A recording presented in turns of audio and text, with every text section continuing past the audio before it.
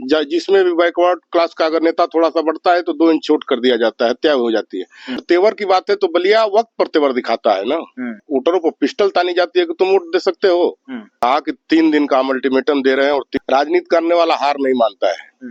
27 में समाजवादियों के लिए, मैं चूंकि शिक्षक सभा का जिला अध्यक्ष हूँ इसलिए कह रहा हूँ, ये अंतिम चुनाव है। आज मेरी बात कोई नहीं सुनेगा, कल सुनेगा, कल नहीं सुनेगा, परसों सुनेगा, परसों नहीं बरसों सुनेगा। नमस्कार, जोहार। आप देखना शुरू कर चुके हैं ओबीसी टाइम्स। मैं विवेक कुमार आज बलिया में मौजूद है। बलिया वही जो बागियों की धरती कही जाती है, लेकिन आज के समय में कहीं ना कहीं बागी बलिया का जो बगावती तेवर है वो खत्म होता हुआ दिख रहा है। क्योंकि हाल ही में एक मामला आया था, आपने देखा था, शारदानंद अंचल की मूर्ति तोड़ दी गई थी। उस पर कोई प्रतिक्रिया नहीं आती है। हालांकि होता है कुछ जगहों पे तमाम तरीके से ज्ञापन वगैरह सौंपे जाते हैं, धरना वगैरह होता है, तमाम चीजें होती है, लेकिन वो क्रांतिकारी तेवर नहीं है। और उत्तर प्रदेश की राजनीति फिलहाल शांत है। उथल पुथल जो थी वो खत्म हो चुकी है।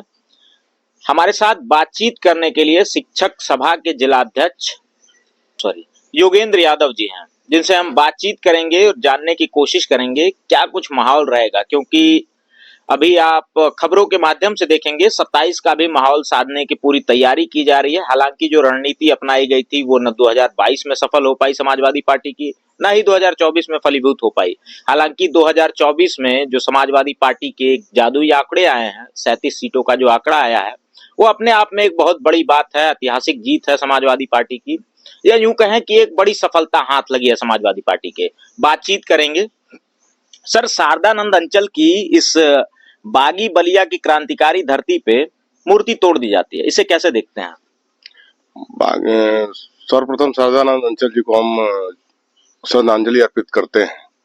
पिछड़ों के बड़े कद्दावर नेता थे और चूंकि उनकी कर्मभूमि और जन्मभूमि जो हमारी बिलथरा रोड विधानसभा, लेकिन वो मूर्ति लगी थी फेफना विधानसभा में कोपा चिट के बगल में जी।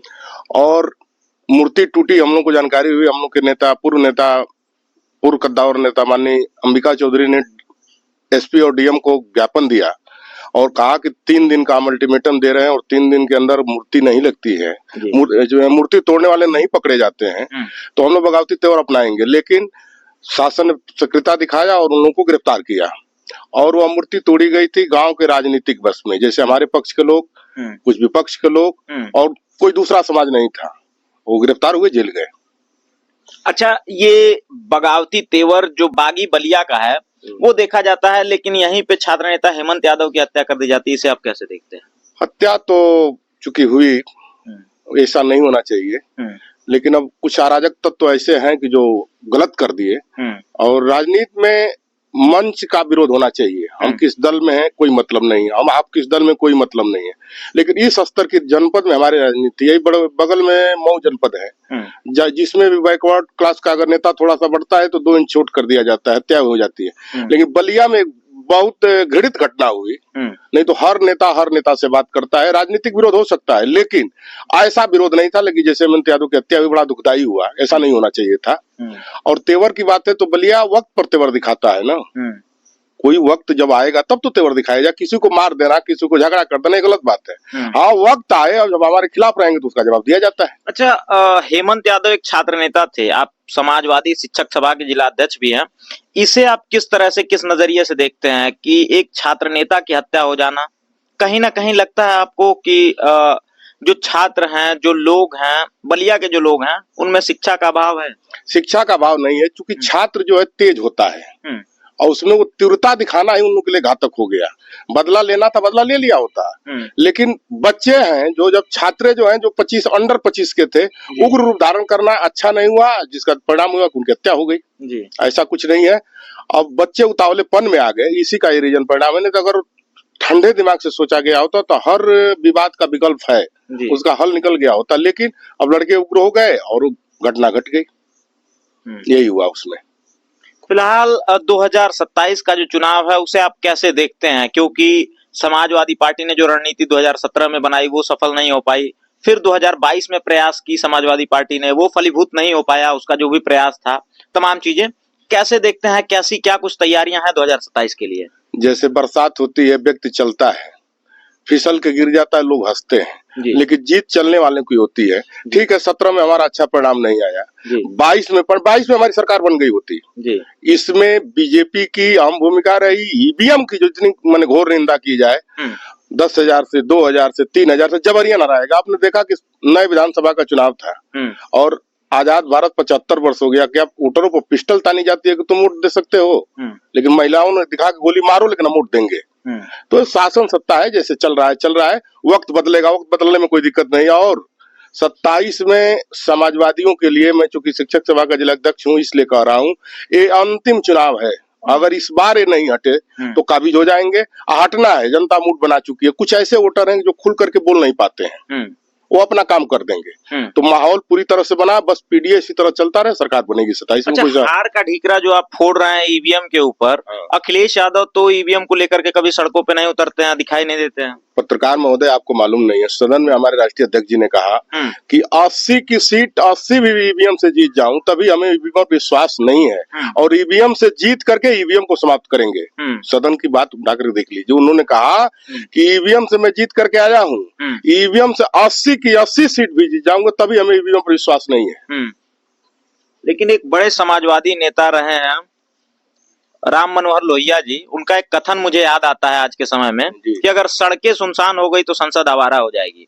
तो क्या केवल संसद में आवाज उठा देने से, सड़कों पे संघर्ष न करने से बदलाव आ जाएगा? सड़क आवारा नहीं होगी, चूंकि पीडीए की मीटिंग चल रही थी, बीच में माननीय देश के प्रधानमंत्री की मृत्यु हो गई, इसलिए कार्यक्रम टल गया।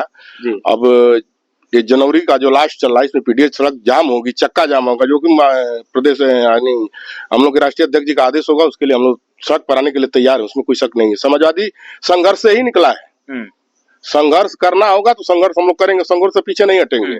और पूरे हिंदुस्तान की राजनीति में देखा जाए तो आज के डेट में बीजेपी का अगर कोई जवाब देने वाली है तो समाजवादी पार्टी है। आप एक शिक्षक हैं, आपसे मैं पीडीए का फुल फॉर्म जानना चाहूंगा, क्योंकि कई लोग कहते हैं पीडीए का पिछड़ा, दलित, अल्पसंख्यक चीजें, आप क्या इसका फुल फॉर्म देते हैं? नहीं, मेरे नजर से पीडीए का मतलब पिछड़ा, दलित, अल्पसंख्यक और अगड़ा भी उसमें। जो गरीब है हमारे साथ है, बड़े जो अगड़े हमारे साथ नहीं है, वो कभी साथ नहीं रहे हैं। तो पिछड़ा का मतलब पिछड़ा, दलित और अल्पसंख्यक हमारे साथ है, और वो गरीब में भी जो अगड़े हैं वो हमारे साथी हैं, उनके लिए हम लड़ेंगे, वो हमारे साथ चलते हैं। अच्छा, अखिलेश यादव बेहतरीन नेता क्यों है? हर बात का निर्भरता से जवाब देना, चाहे कितना हो सवाल पूछ लिया जाए, उसको निर्भीकता से वो जवाब देते हैं। हर बात पर खड़े होते हैं, हर बात पर टाइट रहते हैं, और सबकी बात सुनते हैं, सबका सम्मान करना जानते हैं। नरेंद्र मोदी से आप लोगों की इतनी नाराजगी क्यों है? नरेंद्र मोदी इस राजनीति का सौदागर है, देखिए कई दिन तक चलता है, जब गिरेगा तो पता नहीं चलेगा। पूरे विश्व में उनके काम का डंका बज रहा है, हवा में बज रहा है। वास्तविकता आप जांचिए, शौचालय देख लीजिए गांव में कई बने हैं, रोड कई बने, जाकर देख लीजिए कितनी सड़कें बनी हैं। केवल पेपरबाजी, चूंकि मीडिया उनकी है, जो कहेंगे मोदी जी आम काट के खाते हैं कि चूस खाते हैं, पत्रकार बताएंगे नहीं, आम काट के खाते हैं, चूस के खाते हैं। देश का सबसे भ्रष्ट और झूठा आदि प्रधानमंत्री अटल जी रहे, मैं उनको नमन करता हूँ। वो बात कम करते, काम ज्यादा करते थे, लेकिन ये तो केवल बात करते हैं।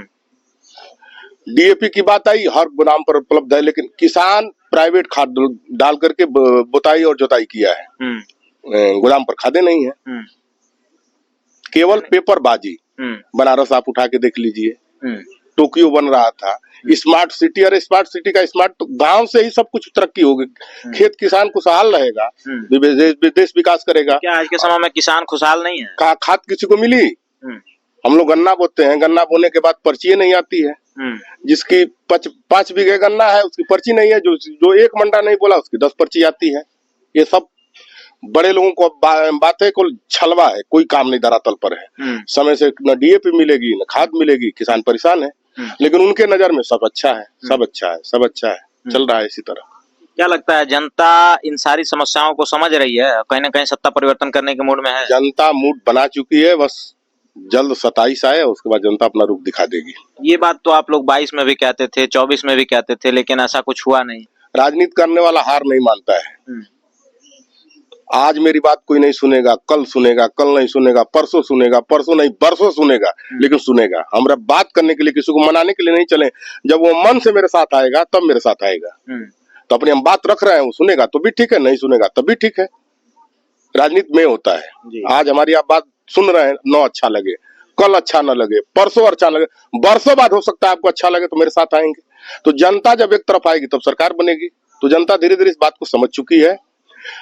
पढ़ाई में देख लीजिए, जो बीए था, बीए बीएससी लड़के करते थे, 2 साल का 3 साल का बैच था, अब 6 सेमेस्टर हो गया। 6 सेमेस्टर की 6 सेमेस्टर फीस हो गई। हर व्यक्ति परेशान है। लेकिन भाई वो सत्ता में है तो कौन कहे। खाना हम लोग का काम है, जनता माने या न माने हम लोग तैयार हैं। और बिगुल बजने दीजिए, इस बार दिखा दिया जाए। और हम लोग दिखाया। सलेमपुर हम लोग ने जीता, बलिया जीता, घोसी जीता, गाजीपुर जीते, हम लोग चंदौली जीते। पूर्वांचल तो अच्छा दिखाया। पश्चिमी साइड में हमारी पार्टी फेल मार गई। नहीं तो पूर्वांचल ने अपना इतिहास रच के दिखा दिया कि हम कैसे, जैसे ओम प्रकाश राजभर थे, हमारा लड़का है जीत जाएगा, वो जीता, कहीं नहीं जीता। राजू राय चुनाव जीते। तो पूर्वांचल समाजवादी के लिए ठीक है। पश्चिम में थोड़ी सी समस्या। अब क्या है, हम लोग उधर के रहने वाले नहीं, इधर के रहने वाले हैं, लेकिन अपन ही हम लोग राजनीति समझते हैं। पूर्वांचल तब भी ठीक था, आज भी ठीक है, और आने वाले समय में भी ठीक रहेगा। और पूर्वांचल समाजवादी का गढ़ है। अब 4-5 लोकसभा हम लोग जीत गए। एक लोकसभा में 5 विधानसभा होती है। हम लोग तो पूर्ण बहुमत में सरकार बनाने जा रहे थे।